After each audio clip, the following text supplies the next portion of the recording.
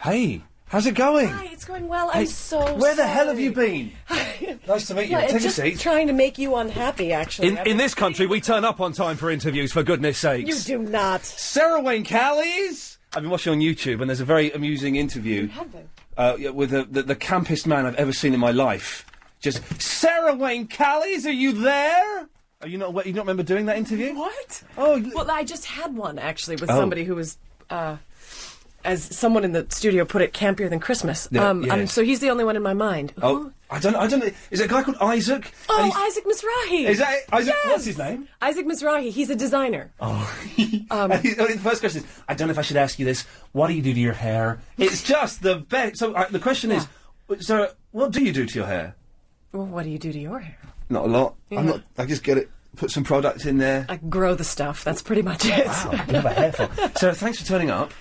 We've only got a minute now, and then you have to go, I think. You're only here till 5:30, I thought, so... No, I think we promised you 20 minutes, and you get those 20 minutes. They're just late. Start that clock, for goodness sakes. OK, listen, do you want to put your headphones on? I've got to quickly sort through a couple... Are these right or left? Does it matter? It doesn't really matter. We're in mono, so... OK. We don't have stereo in this country. I'm going to do a couple of these quick calls, just get these out of the way. The first 30 minutes of the show, it's just mental people calling up, going straight to air, and doing this kind of thing. Line 2, you're on the wireless. Yeah, hi, and can I advertise my MySpace? Can you what? Advertise my MySpace. No, I'd rather you didn't. Why? Yeah, because you're boring. We'll get through this. After 5:30, it will get normal. Don't worry, I promise you. Don't be scared. I won't let these people touch you. I promise you. You're safe in my company. 5, you're on the wireless. Hello, hi, it's Mandip here. Hello, Mandip. Hi, good evening, Sarah. I didn't think I'd be speaking to you on the way home. What a pleasant surprise.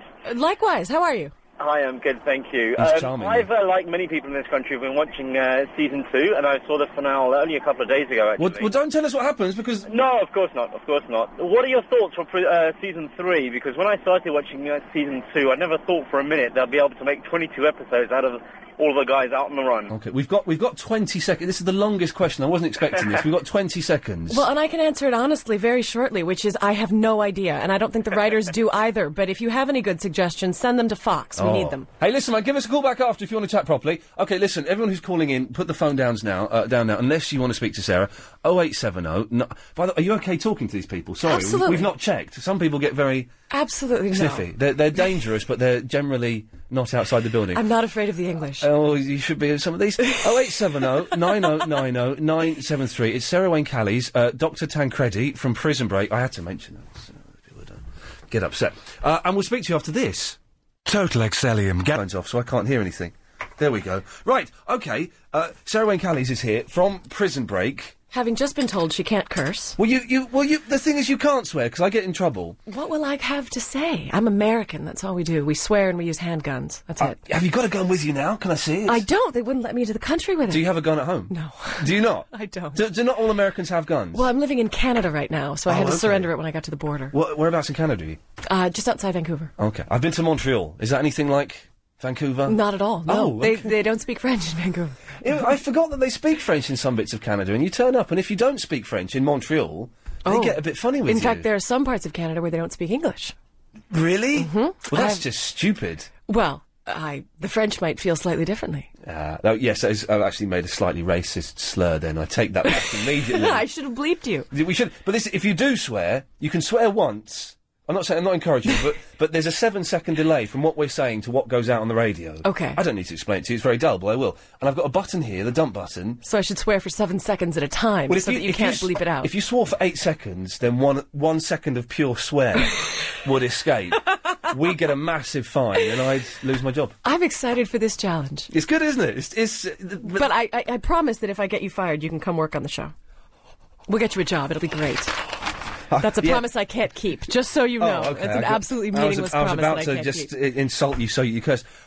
Prison Break is fantastic. It's obviously finished in the States, because we keep getting people phoning up saying, oh, I know what happens, shall I tell you? And I don't want to know what happens. Yes, the second series is finished in the States. Well, is there going to be a third one? Is the ending open for there to be a third one?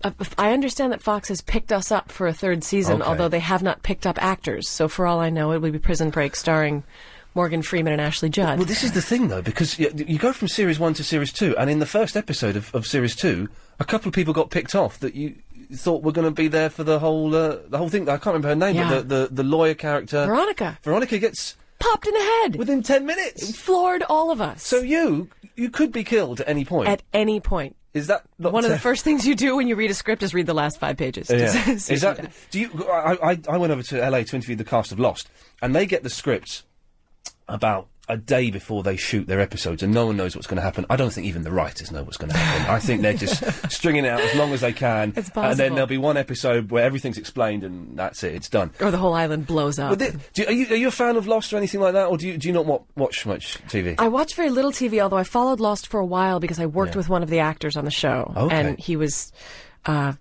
cranky with me for not having seen the show. So I did watch for about 6 or 8 weeks there, but. And I'm from Hawaii, so it was nice to see where it was filmed. And do you recognise that beach? Have all you been of that. there? Oh, yeah. If there was a fight between the cast of Lost, the cast of Heroes, and the cast of Prison Break, who do you think would win? We'd have them in a heartbeat. You reckon? We'd have them in a heartbeat. Dominic Purcell could take out the cast of both of those things. He's massive. Hands down. He is, and in a fight, I would put he and Robert and I don't know who's our next toughest person, but I think between he and Rob, they could probably take care of everybody. So how long this is the question I was asking, how long in advance do you get the scripts to the series? Usually about a week. Oh, okay. A week or 10 days. Yeah. They deliver pretty quickly with us. Yeah. I mean, television is like laying track in front of a moving train. Yeah. But our train is, I think, a few paces farther back than that of Lost. They do try and think things out, I think, about 6-8 episodes at a time. Okay. Although that said, I think we may all be stumped for season 3 right now. Series 2, I was surprised. I missed Prison Break the first time around. I thought, I'm watching Lost, I've got other stuff, I haven't got time to get into another show. And then Channel 5 just repeated the whole thing, like every night they showed an episode. So I Sky Plus'd it, or TiVo'd it. And I did it all in like 3 days. Ooh, it's like it was how exhausting! Oh, my girlfriend hated me. She hated me. But it was like it was a Prison Break weekend, pretty intensive. Sure. And I thought this is fantastic. Series 2 isn't going to be anywhere as good as this. Series 2 turns out to be much better. Even though you're out of the confines of the prison, suddenly it became just this even more fantastical.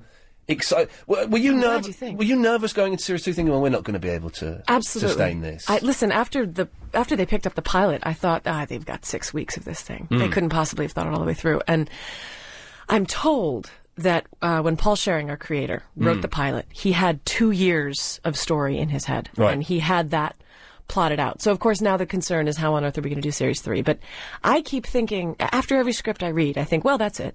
Yeah. They've done it, and that's great, and it's been a nice ride, and now we can all get off. But no, they seem to keep going. How many more twists and double bluffs and double crosses can they... But the thing is, I have no idea. I buy all of it, though. I'm into all of it. There's no point where there's been a double cross and you've gone, well, hang on a second, I'm not taking that. That doesn't work. Everyone just suckers me in. Well, and completely. If that's your attitude, you're probably best off not watching the show. I mean, if you look at Heroes or Lost or Prison Break, no, they're not realistic.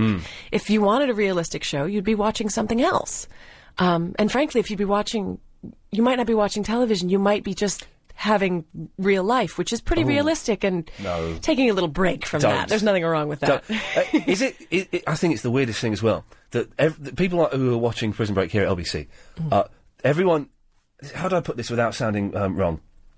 Everyone is rooting for the paedophile.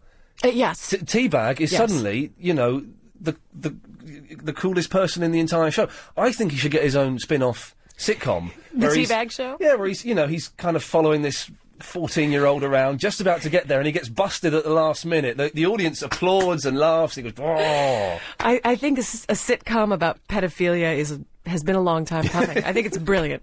It's the next big thing, I think. Pedophilia. Wah, wah, wah, wah, wah.